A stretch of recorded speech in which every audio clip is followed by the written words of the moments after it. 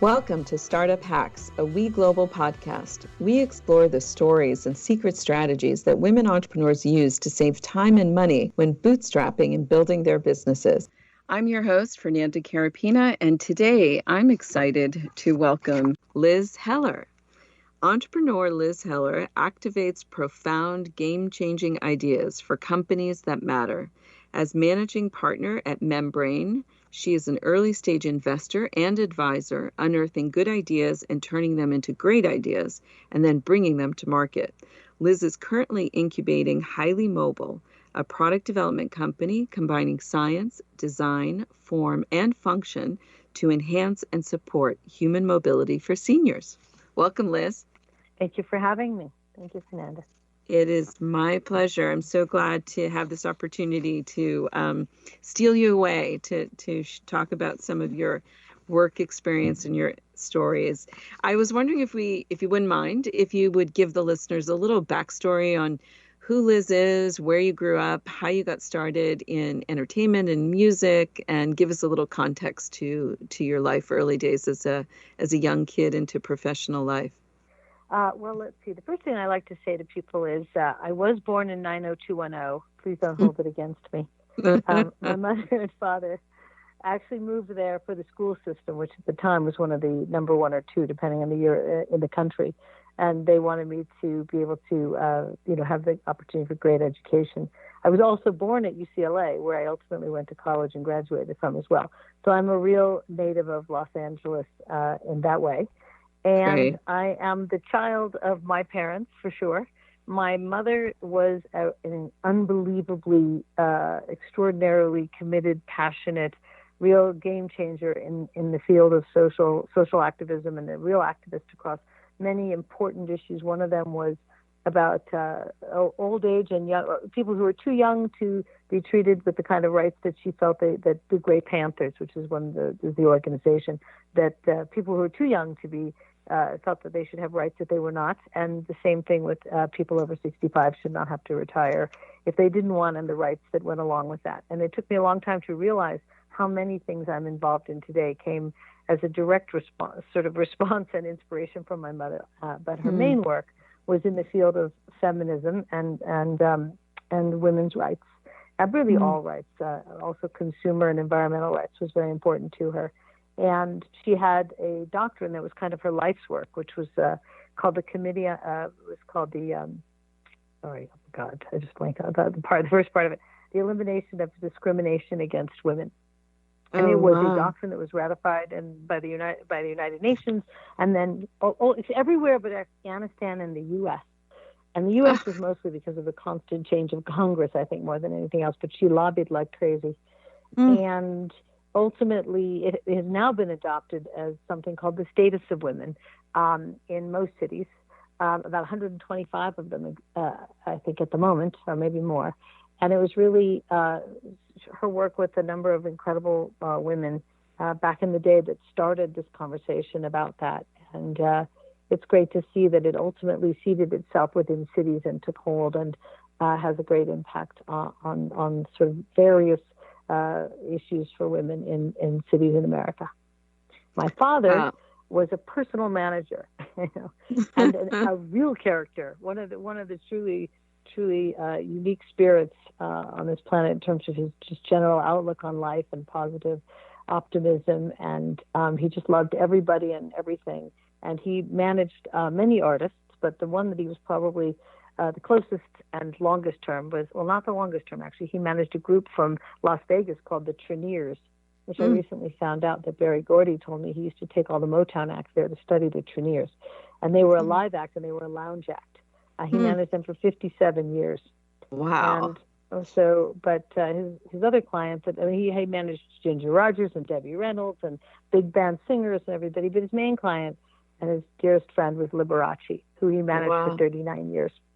Wow, so what a history! I think, it was really unique and fun in that way too, because they just had many adventures. And my father really believed in, absolutely, truly believed in everything that my mother stood for. So if it meant that he had to stay up till 2 a.m. licking envelopes for some movement and some mailer, he would do it. If he would drive her to the post office at 3 a.m. in order to get the letters out faster, so she Mm. could, impact people when there was a timeline or a deadline and things like that. And so Wow. I think I really got from both of them just a lot of ideas about what to, sort of how to make things happen and how to really be committed to people, loyalty, trust, sort of ingenuity and resourcefulness, because they were always trying to figure out how to make, something happen that hadn't happened yet. So I really believe that I'm a child of my parents. That was kind of really, I think, the point that I was trying to make. And I feel lucky to have had both of them in my life for as long as I did in both cases. They both passed away now. Oh, so So sorry. anyway, so yeah. But, Wow, what a great yeah. mashup. True. Right? And Yeah. yeah. No, I go mean, they ahead. both No, had really go ahead. serious work ethics as well. No, I was just saying that was part of how I got started, which was that I always had jobs, and that and if I didn't have any, I would make them up. So we had office in my bedroom, lots of different kinds of companies and entities. And I told the story the other day, but when my best friend and I were 15, we actually started our very first company. Not for real, but I didn't realize later it was actually very relevant. But it was called "You'll Be Hearing from Us Inc." Oh, And we even had really? T-shirts made and everything. And that was because, not to date myself, but at the time, I was one of the first people in Beverly Hills to get what was called a princess phone. And the Oh. princess phone was like the one that everybody, every picture you've ever seen of like kids in the 60s and the 50s, they had this sort of fun little kind of oval phone. But on the Mm-hmm. princess phone, the thing I got on the very first day, I should say, was something that was called three-way calling. And basically, I could figure out how to call two people at the same time without them knowing by pushing the phone down very quickly. I've never told this story in public. I've just realized that. But anyway, you get on the thing, and so we would call somebody, and we'd say, we'd see if they were home. So let's say it was a boy and a girl that just broke up, but we'd, including boys that had just broken up with my friend, which was the genesis of the company. And we would call up, and they would answer the phone, and then we'd hang up, and very quickly, like the Wicked Witch of the Wizard of Oz, we'd go, "You'll be hearing from us." And then we'd hang up and quickly call the other person, and then we would conference them together, and they would have these crazy phone calls because, of course, one who was upset with that person thought that the person was calling and they were trying to make up, and the other one who was dying to hear from that person, or was like, "Wait a minute, you just called me," and they're like, "No, I didn't. You called me," and they would have these crazy conversations. And the way that you got shares in our company was to give us phone numbers. Oh, really? Years later, I realized I was very entrepreneurial even then, even though I didn't realize it. But You anyway, you I you always were had starting your marketing list. That's exactly. so funny. So, Very funny. It's were very you funny. So, inspired by your dad to pursue music as a career option early on? yes and no. Yes, because it was something that I spent a lot of time in many summer theaters and I was at the Las Vegas Hilton the night that Elvis opened it. I saw the Wow. Beatles at, Hollywood Bowl. My father, when I was 8 years old, took me with four of my friends, or four total, to the Monkees set. I thought that was like the greatest thing ever. All There's a right. very funny story about that, which I'll tell you another time. But and so I think I definitely think so. But for me, the other part of that was that I really loved being just like my father, which was behind the scenes. I loved being a part of the experience. I didn't have a desire to be in front of, on stage, if you will, in that way. I Mhm. definitely got that from my father. The Mhm. part that was difficult about it was that my father's identity was absolutely tied in many ways to the clients that he managed. And I see that now and I see this as a big change for right now, which I really think is fantastic. But so my father his name was Seymour Heller. He's a Seymour Heller, Liberace's manager. That was his title and that was his identity. And when Liberace passed away, my father suffered from a real identity crisis. That because he, of course, had been Liberace's manager for 39 years and many other 40 years, many other people.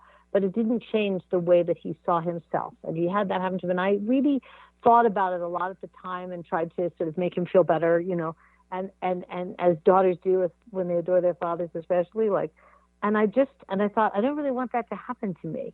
I don't really want my identity to be tied to something that is unless I am comfortable with that. And I've seen this happen a lot with brilliant creatives who then sell their name. For example, Donna Karan or John Hardy or some of these other brands where the name is affiliated to the brand and the person is still very much alive and doing something fabulous still, right? Yeah. In both cases, Donna and John. So I'm not saying they were upset about it, but I'm saying I understood how they might feel because it's a strange thing, right? And then on the other side of it, it's something that you built that's a legacy, and you can be pretty proud of it. But in the service business, it doesn't actually work that way. They were in the sort of brand and products business in that way, in that sense. But it was sort of something that I thought a lot about when I was starting out in terms of, even all of my first sort of jobs in the record company and all of those first things, it was always your name and then the name of your record company or the name of the company that you worked with.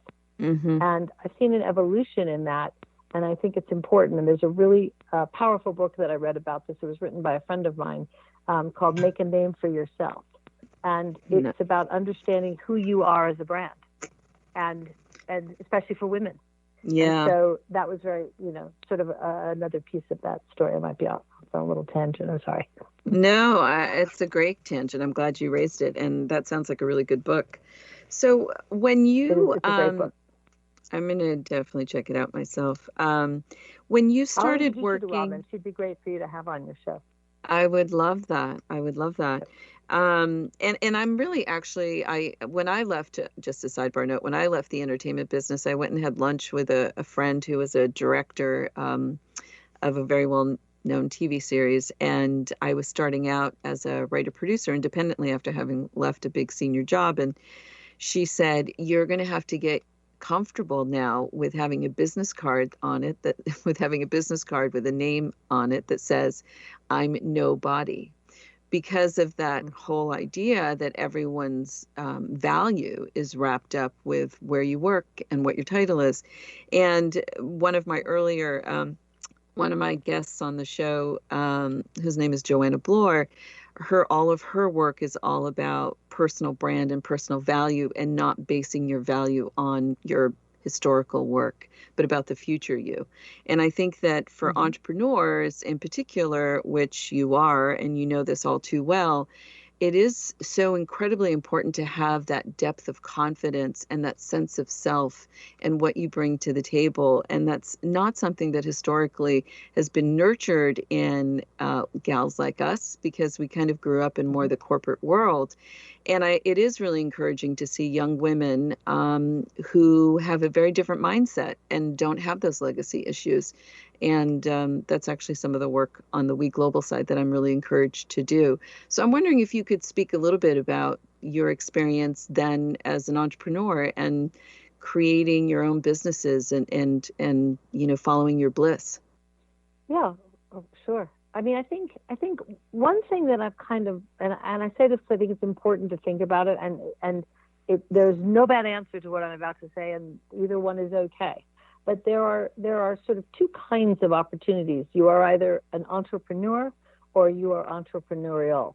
And they're not exactly the same. And these are my definitions. I'm not talking about dictionary definitions. But I say that because for the first significant portion of my working career life, I was working within corporations doing something that had never been done before, which is not easy to do.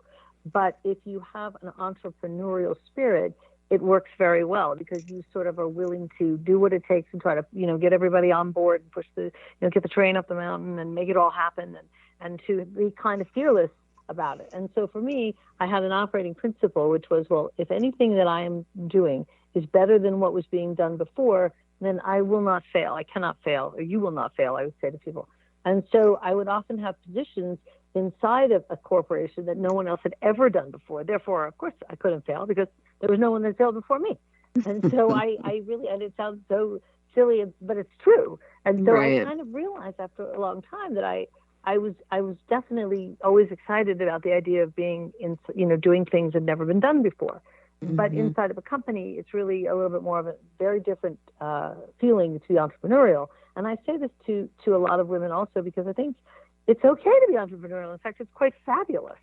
And Yeah. so this desire that has come about becoming and being an entrepreneur is not always the right thing for everybody. It takes a different kind of soul and spirit. And in fact, I still vacillate myself about it constantly, Mm-hmm. about which things, do I feel might be better served to be in with an entrepreneurial environment, partnered with, belonging to, in that sense. And other types are more like, okay, I'm, going to have to go this, at least with myself and whoever else is in my entity at that time. And I really believe in partnership. So it generally isn't as a sole practitioner, sole entrepreneur in that way. And I think both are great, but I think it's great to understand, and be honest about maybe who you are. Maybe you really don't want to be an entrepreneur because of Mm-hmm. what that takes, Right. and you can still achieve unbelievable greatness just by looking at it slightly differently. Yeah. And so, I look at that. I look at that across a lot of, even so, I'm involved in a lot of sort of activist movements as well. And we just had a conversation the other day where they kept talking about something in a very, very, very important issue, health issue, not social. And they were talking about it as a brand. And I suddenly was like, it's sort of similar. I was like, you know what? This is really a movement. This is an Mm-hmm. opportunity to save lives, right? So let's look at it for what we want to accomplish, not for what we think it should be called, if that makes sense. So 100%. that's Yeah, great. 100%. Yeah. So, as you have stepped into kind of entrepreneurial life on a lot of different tracks, your most recent company that you are focused on, I'm sure there's probably others. Do you want to talk a little bit about what drew you to be focused in the senior area? Was it some of the work that your mom Sure. had done in the past, or is this something you've always been passionate about? So actually, it's ironic that you asked me about my family, or I was talking about them first. Is that it came about more from my father. And it Oh. was not until about a year or two ago I thought, oh my gosh, Gray Panthers, what was I thinking? Of course. But it Mm-hmm. really came from, and I don't know, so some people this will be about their grandparents, and some people will be, about their parents, and some people about themselves. But I went with my father one day to something, and he sort of had like a shakiness, and he started to need a walker. And my father had been in fact, my grandmother's recipe is the recipe for lima bean soup at the most famous deli in Beverly Hills called Nate and Al's. Oh. And my father would go there every day and see his friends like Lou Wasserman and all these people that he had grown up with, and literally in Ohio, and they'd all moved out, and other people. And he had a tremendous amount of pride. I didn't quite realize all of it until that very day. And he was absolutely beside himself that he was going to have to walk into Nate and Al's with this walker. Mm. And I just, thought, I've got to think about this. I've got to think about this. So I went out to sort of find out if I could find a better walker, like something that was Mm-hmm. maybe not so obvious with the tennis balls on the bottom. And, and Right. I started looking around, and I went to drugstores, and I went to, all these stores, and nobody had anything. And if you ever go to a store for those kinds of products, it's usually still to this day very depressing, Yeah. very kind of unkempt. There's no instructions. There's no informative. It's not, in this case, technology enabled. In that case, it was too early, but it's not technology enabled. It isn't beautifully designed. And I Mm-hmm. was like, why does it have to be that way? And there are sort of the beginnings of it now, but still, and so I started something a long time ago. And then I put it away when I met Blake Mykowski from Tom's, and I started working on a number of other projects, but it was always in my head as something that I wish that I had found the time to do. And we had written a business plan for it and everything. And I just sort of put it aside. And I ran into a friend of mine through my partner, actually, at Membrane, who's also a friend of mine from elementary school. And it turned out he had the same idea. So we just decided to join forces and see if we could bring those sort of components together to market. And to do, sort of really create an opportunity for that. And so, and what's come from that is really just this need to really first understand, what it is that's the driver, and things are changing, which is great because it's going to be sensors in your home. I mean, I think everybody wants to stay Mm. in their home as long as they can in a Yes. productive way. And Right. there's also a tremendous amount of things that people can do to prevent the situations that happen that then force people to leave where they are, go to assisted living and get help. And so prevention is something that is a huge part of this, because if you adopt principles of safety and utilize sort of ideas and keep yourself moving really throughout your life, if you are mobile and you have mobility, you will be in a better position. So if you start to do those things when you're 70 something, it's much more difficult, as it is to make any kind of lifestyle change. So the idea of thinking about these things earlier, sooner, as opposed to later, even if you don't need them, or because you need them for your parents, or because of any of those reasons, will only help you sort of, age with more mobility, which will give you so many more opportunities in life. I'll give you an example of something that's really simple, and then I don't talk about it too much more. But there was a woman in Greece, and she lived on an island, and she was, one of the Greek islands, and she was very senior, and she was very healthy and very active. And they started with her, and then they did this study where they realized that as you age in the United States, let's say you're looking after your parents, and you go over there and you try to make everything great for them, right? You try to make the phone is near them in case of emergency, the TV remote control is near them, the food and everything is near them, the book, anything they want, so they don't have to move around too much. That's actually the opposite. If you read the Blue Zones, you'd know that it'd be the same thing. This woman in Greece, everything was far enough away that she had to walk, which was the plan. And in order for her to get up and do that, she was able to stay mobile. And it can be simple things like that. But it's about understanding that, like, while you're, obviously if somebody's injured, it's a different story. But I'm just saying, in thinking through how to make their lives better, it has a lot to do with understanding what will actually add to their lives. Right, right, absolutely. My dad, I was going to add, my dad is legally blind and was formerly a soccer player and will not, take anything out onto the street. So we will have to circle back on this topic. Well, we are almost out of time. We're almost out of time, but I want to ask you one quick question for fun. So are you ready? Sure. Okay. Sure. If you could wave a magic wand, what one thing that drives you crazy do you wish someone would find a solution for that would help your productivity and sanity in 1 minute or less? Oh, God, I think about that every day. I would say some better way of organizing your email and then having it sort itself into some way that you wouldn't waste all of your time looking for the one that you can't find about some information, even when you have a great filing system. I am so with you. We have to join forces and develop this, because it's my biggest pet peeve as well. For sure. Absolutely. I keep hoping for it. I keep thinking, my life is too short to be searching for this thing. I just created a new file hierarchy thing. We'll see how it goes. And I just created a new way of dropping ideas and to-dos and everything into like a form that populates. This is sort of obvious for everything else. But I've tried everything else under the sun, and that is actually working for me. So I'm hoping that between the two, it'll all right. Well, that's better. a good one. I love it. So, well, Liz, thank you so much for being on the show today. Your insights were really so great, and I loved your story, and so inspiring, your family and the work that you've done. So if our listeners would like to learn a little bit more about you, your company, what you're working on, is there a website that you want to direct them to? Well, that's sort of like that same thing. It's like the cobbler's children. We are in the process of redoing our website, so it's membranellc.com. I think the actual right. I haven't looked in so long. But I mean, people could email me. I'm just maybe put something in the subject line so that I don't miss it. So I think with all the politics stuff, it's crazy. So it's liz@membranellc.com. I'm on Instagram. I'm on Facebook. I'm Messenger. My Twitter's broken, so that's being fixed this week. But that's so pretty much that. I would say that's the idea. We haven't launched anything on Highly Mobile yet, but there are lots of other companies and projects, and I'm insanely curious. So I love to talk, and especially to support women and entrepreneurs in particular too. Great. Well, thank you again.